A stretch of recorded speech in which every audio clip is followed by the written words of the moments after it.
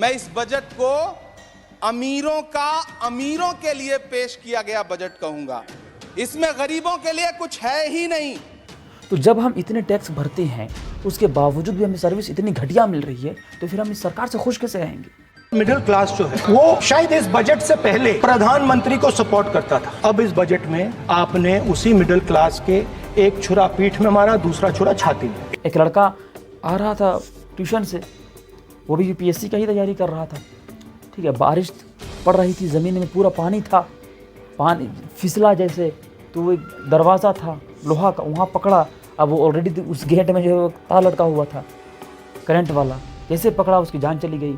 उसका बाप जो है वो कर्ज में लेके उसे पढ़ा रहा था। अब उस बच्चे की जान कौन देगा और उस बच्चे की जान की जिम्मेदारी कौन है? सरकार की। अस्सलाम वालेकुम दोस्तों, उम्मीद करता हूँ कि आप लोग बहुत अच्छे होंगे। दोस्तों 23 जुलाई 2024 वो दिन था जिस दिन हमारे देश के फाइनेंस मिनिस्टर निर्मला सीतारमण ने बजट पेश किया।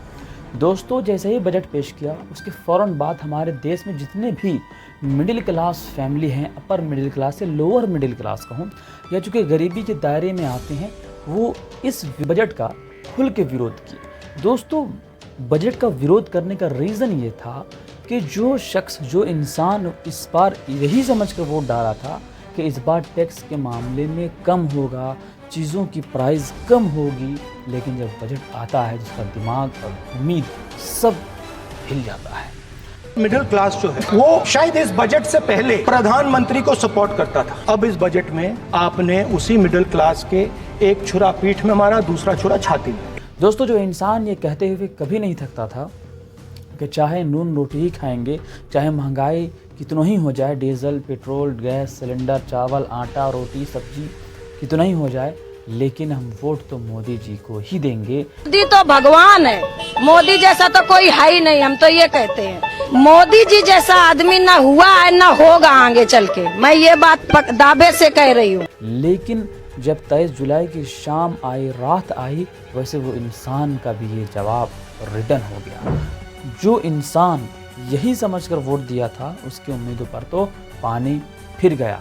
दोस्तों आप ये समझिए कि इस देश में कुल आबादी 140 करोड़ है और 140 करोड़ की आबादी में हर एक इंसान जो है वो करोड़पति नहीं है, अरबपति नहीं है। यहाँ तक आप तो ये मानिए कि आंकड़े के मुताबिक इस देश में 140 करोड़ आबादी है, लेकिन 140 करोड़ की आबादी में सिर्फ 200 अरबपति हैं और उस 200 अरबपति में भी 25 अरबपति ऐसे हैं जो कि दुनिया के टॉप लेवल पे आते हैं। वैसे तो अरबपति बनने वाले, दिखावा करने वाले बहुत हैं, लेकिन जो एकदम रियल अरबपति हैं मैं उनकी बात कर रहा हूँ। तो आप इतना समझ लीजिए कि 140 करोड़ आबादी में सिर्फ 200-250 अरबपति है, 1 लाख के अराउंड करोड़पति है, 2-3 लाख लाखपति है, मान लीजिए ऐसे। तो उस देश में कितनी गरीबी और कितनी भुखमरी और कितनी बेरोजगारी है। तो जिस देश में इतनी बेरोजगारी रहेगी और इतना महंगाई रहेगा, उस देश में इतना टैक्स बंदा कैसे जी पाएगा यार? मैं इस बजट को अमीरों के लिए पेश किया गया बजट कहूंगा। इसमें गरीबों के लिए कुछ है ही नहीं। बंदा है जो कि जॉब करता है प्राइवेट सेक्टर में, अब जैसे ही उस बंदे को सैलरी मिलती है, उसकी जैसे ही सैलरी उस बंदे की अकाउंट में आती है, 30% पहले ही उस बंदे की सैलरी में से टैक्स काट लिया जाता है। फिर जब वो बंदा बेसिक चीज़ों पे खर्च करता है तो वहाँ में से उस बंदे की जो है वो 12% जो है वो जीएसटी यानी टैक्स काटा जाता है, गवर्नमेंट सर्विस टैक्स। ठीक है, फिर जब बंदा कोई छोटी मोटी अच्छी चीज़ें खरीदता है, फैंसी चीज़ें खरीदता है छोटी मोटी, तो उसमें भी उस बंदे को जो है वहाँ पे 18% जो है वो टैक्स देना पड़ता है। और अगर बंदा किसी तरह पैसा बचा के और ये समझता है कि मेरे घर में थोड़े लग्जूरियस चीज़ें रहेंगी या फिर एसी, फ्रिज, कूलर या वॉशिंग मशीन, तो हमारी गवर्नमेंट कहती है कि ये सब जो है वो ऐशो आराम की चीज़ें हैं, ये सब जो है वो लग्जूरियस चीज़ों में आती है, इसलिए तुम्हें जो बेटा वो 28% जीएसटी यानी गवर्नमेंट सर्विस टैक्स देना पड़ेगा। लेकिन बंदों का जो गुस्सा है वो और ज़्यादा ग्रो उस वक्त हुआ जब हमारी निर्मला जी इस बात को जो है वो जाहिर की और ये स्टेटमेंट दी कि जो भी इंसान प्रॉपर्टी खरीदता है, जहाँ पे हम प्रॉपर्टी खरीदेंगे उस प्रॉपर्टी में भी अगर हम लॉन्ग टाइम के लिए रखते हैं यानी 4-5 साल, 20 साल, 25 साल, तो उसमें भी जो है ना वो हमें 20% वहाँ पे टैक्स देना पड़ेगा।